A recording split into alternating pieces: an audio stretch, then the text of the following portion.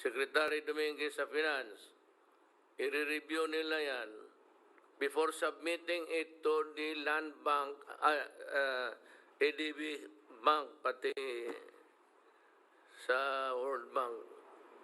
Dadaan muna sa kanya yan at baka i-submit niya, he might opt to have it pass in a full vote sa cabinet meeting. Magbutuhan. Ngayon, basahin ko sa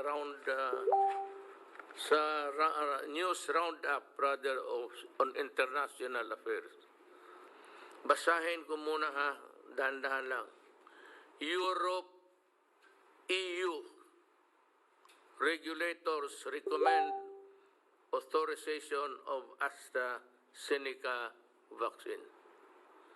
Tignan mo ang kagago ng European Union sa the European Union's medicines regulator on Friday recommended authorizing the Oxford AstraZeneca COVID-19 vaccine for the use among its 27 member states.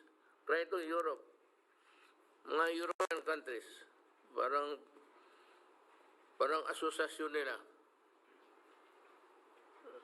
Tapos sabi dito, capping off a turbulent week which shows Black attack the drug maker over delays sa supply. Ito sa Europe na to, ginagawa na ito mga medisina doon. Sabi na, the European Medicines Agency, meron pala sila, European Medicines Agency said the AstraZeneca vaccine will prevent the deadly coronavirus from attacking people who are at least 18 years old.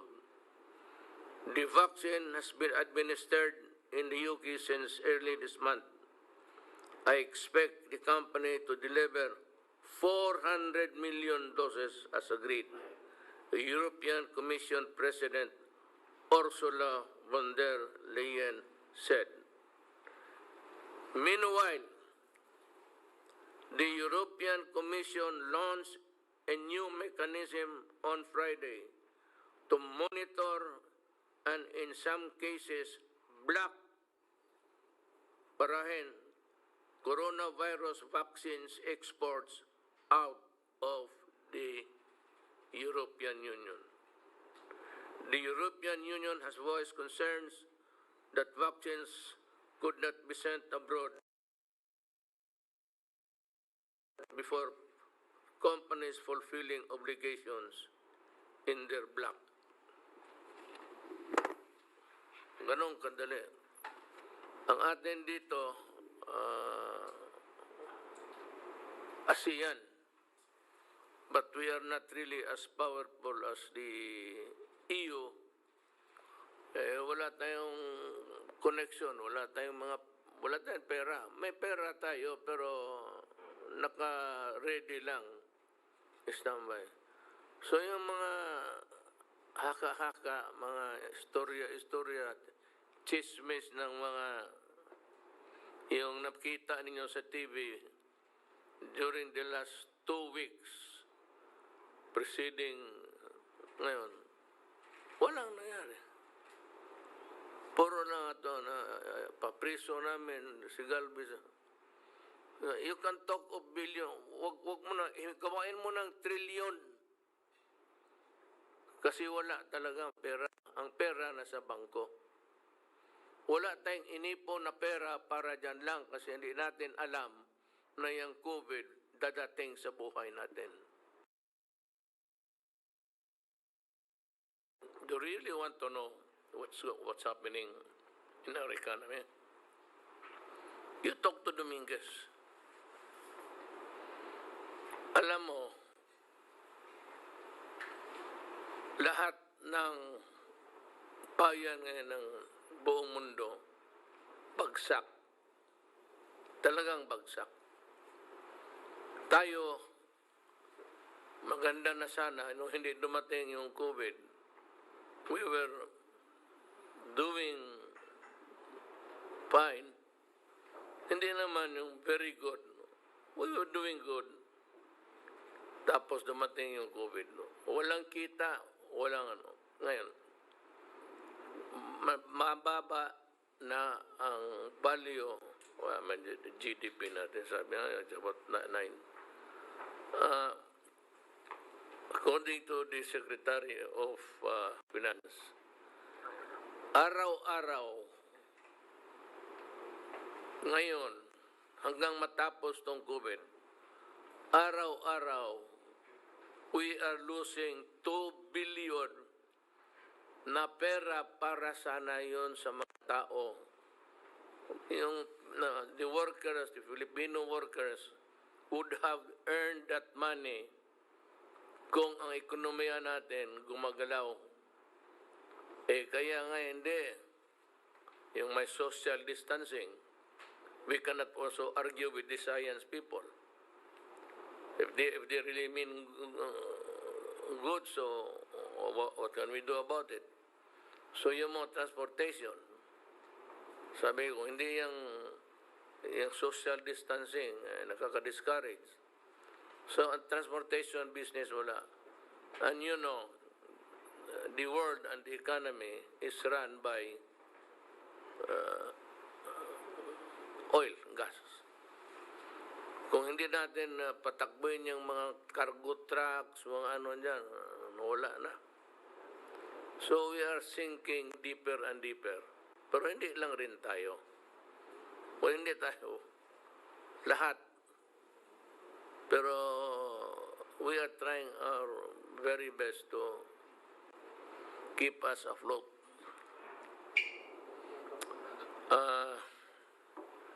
Ang ekonomiya natin, mga kababayan ko, is masama talaga. Biro mo naman, ilang taong walang trabaho. The economy of the Philippines is in bad shape.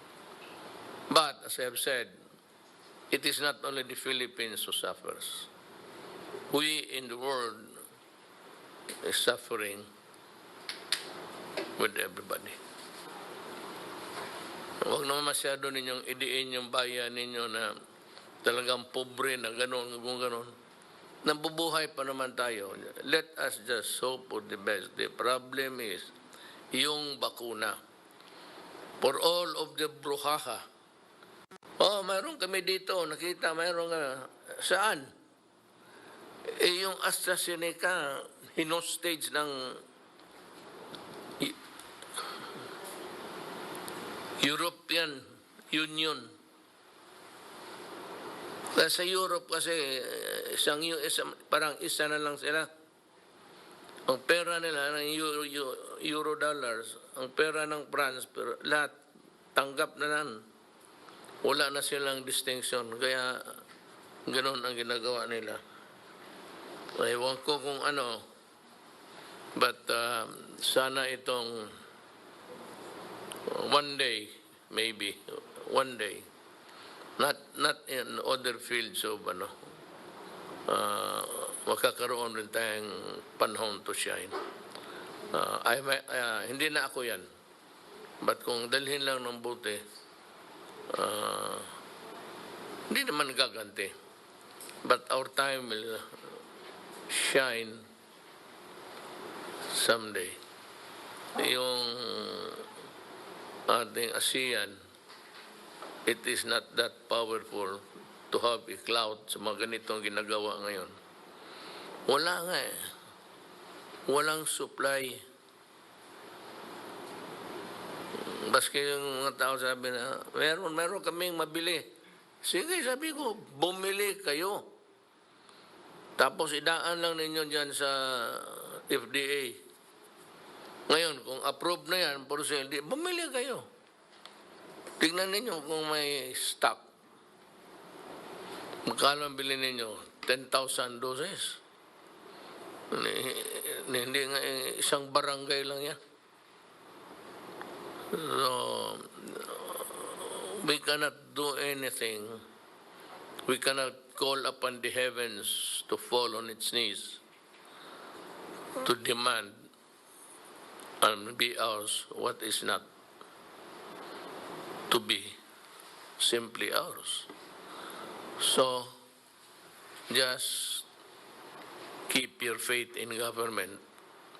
Total, si Galvez, yun naman ang trabaho niya. Ako ang trabaho ko, may trabaho. May trabaho kami kaya na. Dominguez takes care of the economy. Si Secretary Duque naman, palagi nilang inaaway, pero tama naman. Pero ganon siguro yung public office secretary. Do not be maano ka sa you get discouraged from the brickbats thrown against you. Now, sandali dito ha. Let us go to another.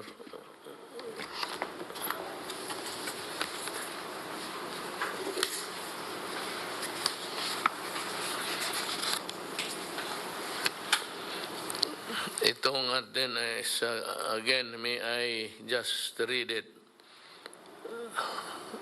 Maybe it will be fortified by the announcements also of the task force. Ang community quarantine classification as of February 1 to 28, 2021, as follows. As earlier announced, some areas will remain under the general community quarantine from February 1 to 28, 2021. NCR, Abra, Apayao, Benguet, Baguio, Ifugao, Kalinga, Mountain Province, Batangas, Luzon. Tacloban for Visayas, Davao City, Davao del Norte, Lanao del Sur, and Iligan City for Mindanao. Santiago City, Ormoc City, and all areas placed under the modified general community quarantine. Ito ulitin ko itong Santiago City, Ormoc, and all areas are placed under modified general community quarantine.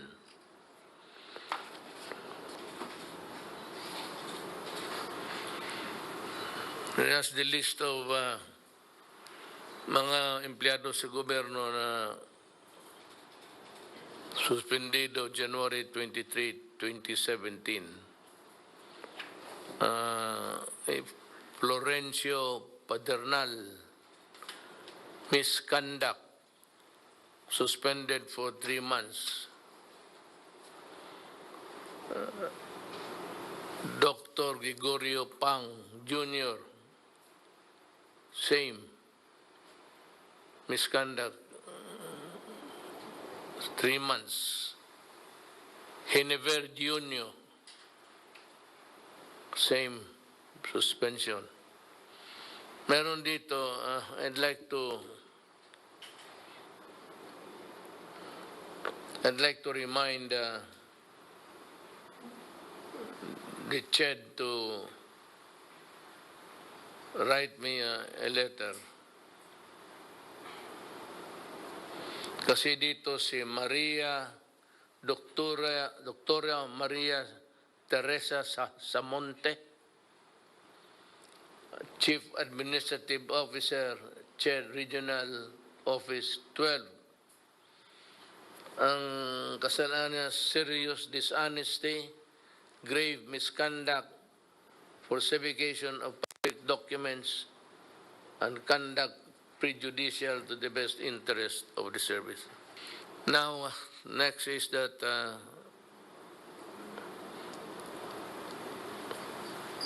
si General Galvez will give us a report on COVID-19 additional. So where are we now, sir, sa ating negotiation sa vaccine?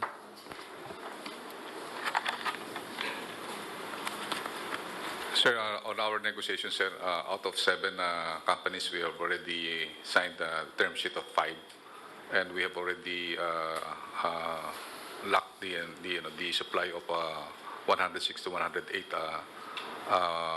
doses, including po yung sa single dose. So all in all, sir, we can by this coming February second week, we are trying to come up with the supply agreements with the vaccine manufacturers, and we will also include the 2 remaining contracts that we are negotiating, sir. How many do you expect? We are expecting up to 146 to 148 doses po, sir. This excluding for the COVAX that we are assured to have more or less 40 million doses po, sir. General, with your permission, I'd like to ask the Secretary of Finance to give us the wherewithals kung paano to, how it is being played. Kasi yung number na we are targeting 70 million, he knows how to play his marbles well. I cannot follow him. So we'll ask him to just say how many Filipinos may be vaccinated, how many will not be vaccinated, and why we need a lesser amount. Sani, Tagalogin mo na lang, San. Thank you, Mr. President. First of all, we are pursuing 3 approaches to the vaccine procurement. Number 1, multilateral approach. Sabi ho nyo, yung World Bank, ADB, Asian Infrastructure Bank, at saka yung COVAX. Yung COVAX po, in-explain ho nyo, is a World Health Organization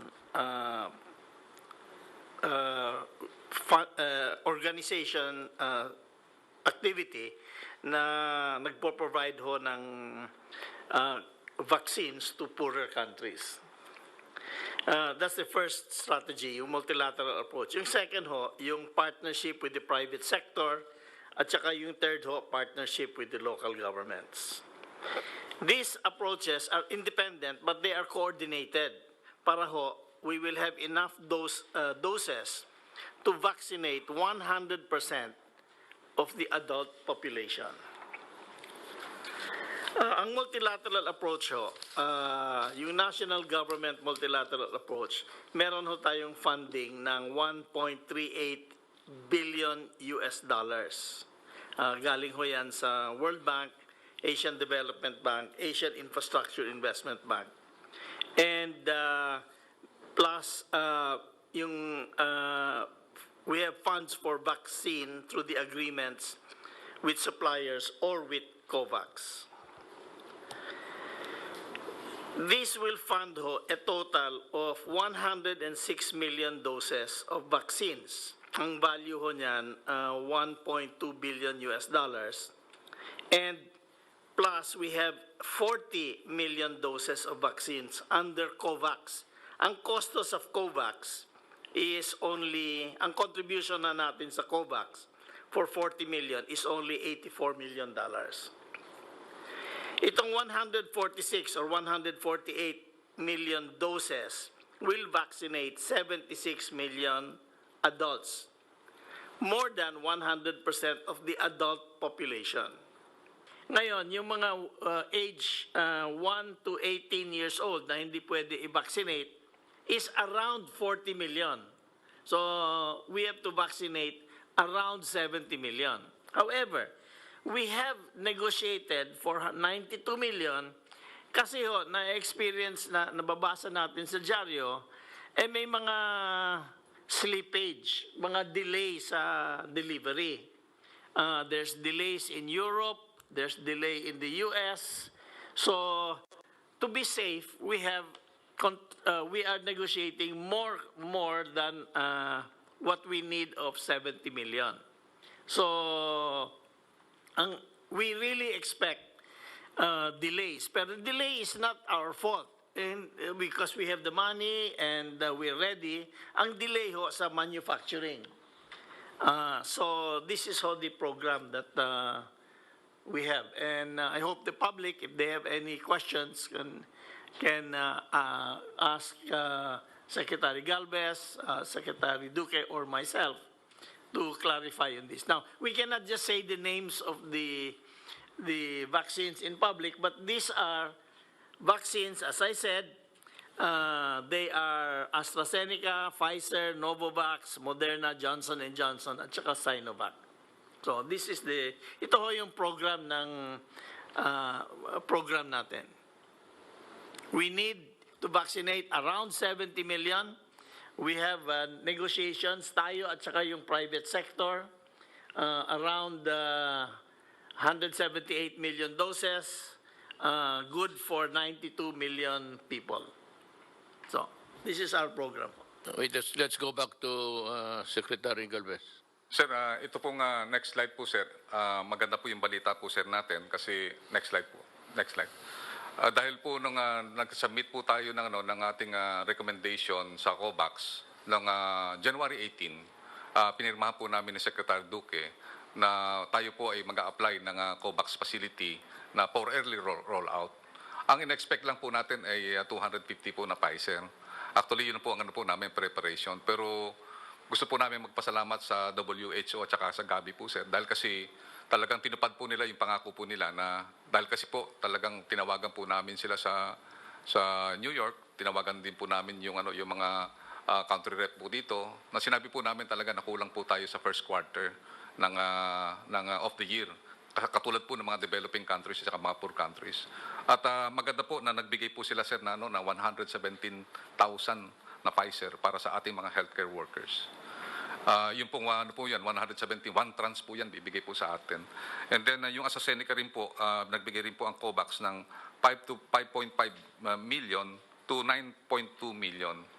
So ito po, pwede po pong scalable po ito pagka nakita po nila na talagang kaya po natin i-dispose kaagad itong mga kasi po ang pangako po sa atin ay 20% or more or less 40 million doses.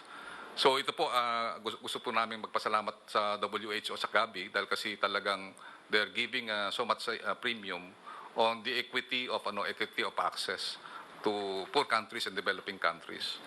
And ito po, nakita po natin na meron din po itong tinatawag na mga kailangan po na mga corresponding next step na gagawin po natin at we will comply po ni DOH yung mga gagawin pong mga po natin. At natutuwa po kami at natutuwa po yung mga LGU na they will receive yung yung 117,000 na COVAX Pfizer and also more or less 5.5 million to 9.2 million po na AstraZeneca. Ang rollout po nito is mid or last week of February. Kaya po mayroon po tayong at least mga more or less naasahan na 3 million doses this coming February po, sir. Next slide. And then ito po na-discuss na po na we have already signed the 5 term sheet and then also lock in more or less 106 to 108 million. And then we are preparing also for definitive supply agreement and then also the finalization of contracts by mid of February. Next slide. So ito po, sir, ang pinopropose po namin na rollout dahil po talaga nagano po si Secretary Dominguez na talaga napakalaki po yung yung naging epekto po ng ng COVID-19. So ang po namin, we are to be flexible also kasi sa Indonesia po ang ginawa po ng ng Indonesia to protect also their economy. Priority po nila yung mga essential workers. So yung po ang titingnan po natin na dito po doon sa ating mini rollout with COVAX, we are recommending po, sir, na we have to protect and preserve yung healthcare service muna, sir. Kasi po yung ating mga healthcare workers, ito po ang pinaka vulnerable. At saka po ito po ang pagka hindi po natin sila protektahan, sila bang magbabaksinate. Magkukulaps po yung healthcare system po natin. Yun po ang nire-recommend po noon ng WHO na unahin po natin yung ating mga hospitals and yung mga healthcare workers na gagamitin natin sa vaccination. This also includes, sir, yung tinatawag natin yung mga protection of vulnerable sectors and government frontliners, katulad na po sir yung vaccinators at saka yung uniform personnel. Dahil kasi yung uniform personnel po, gagamitin po natin yan sa massive vaccination. They should be also included in the, sir, in the first batch during the first quarter. And we are recommending sa second quarter, sir, dapat maibigay na natin din, kasama rin po sa ating recommendation, the protection of priority sectors and institutions. This includes, sir, yung economic frontliners. Yun po ang nire-recommend din po ng mga Metro Manila mayors kasi yun po talaga rin nakita natin, yung sinasabi nyo nga po, yung mga driver sa mga food and industries, sa mga services, yung social services, at the same time yung mga life support services, kailangan maproteksyonan din po natin to. Ito mga mahihirap din po ito eh. Yun po ang inano po ng recommendations ng ating mga communities and mga LGUs. And then yung talagang full rollout po natin, our volumes will be coming on the third and fourth quarter. So we are expecting more or less 30 to 15 million doses per quarter during the third and fourth quarter. Pero yung mga po natin, yung ating pong mga manufacturers na ka-engage, they are willing na magkaroon po ng early rollout at saka early distribution sa quarter 2, kasama po yung tinatawag natin yung Serum Institute of India, which is considered the world pharmaceutical company. We are negotiating na magkaroon po ng second quarter na rollout, especially yung Novavax po at saka yung AstraZeneca. So yun lang po, mahal na Presidente, at thank you very much po. Salamat po. Well, I think we are through with all of the topics that need to be discussed tonight. In their order, it is always the COVID and then the concomitant rocos that it creates in the minds of some people. I hope that this will clear up the fog, the mist in the gray matter between the ears of people floating na yung mabilis nga mag fast to the draw to condemn to start question. Ang hingiin ko lang sana, patapusin mo lang ninyo kami. Total, if there's a liability in one, there will be a liability in all. If there's a anomaly in the start, then verily at the end of the whatever project is undertaken or activity, it should always be there. So kindly refrain from just smelling here and there just to find a worthwhile topic which to the people is very important, lalo na kung corruption.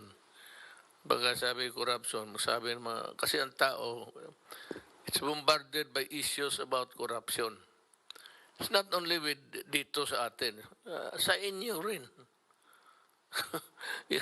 Wala mang exempted dito sa ano. So nobody's proud of sabihin mo you are an islander, an independent one. You cannot be because we are all part of government. Ang akin lang is next time is they should ask first or at least rindahan ninyo yung the urge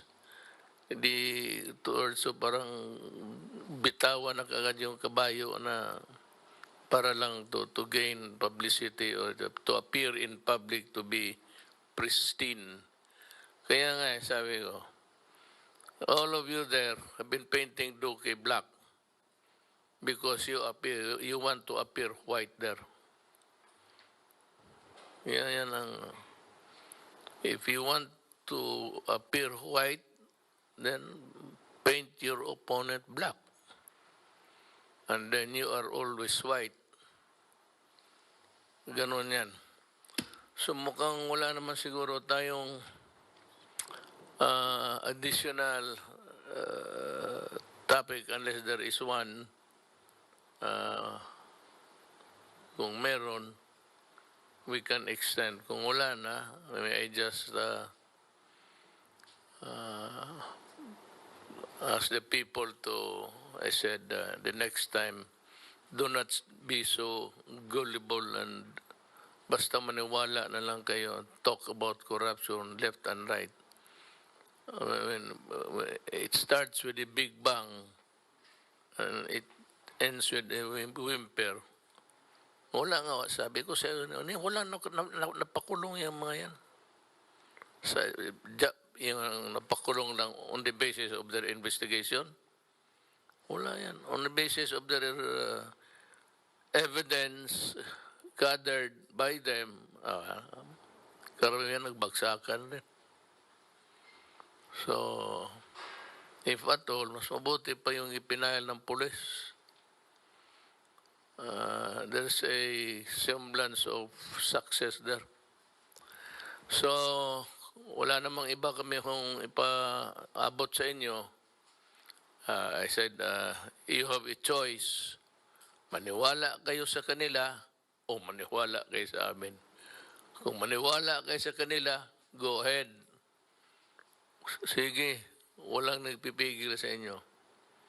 Ngayon, kung may naiwan na maniwala sa amin, just keep faith with us. At the end of the day, you will see that everything has been done in accordance with the rule of law. Salamat po.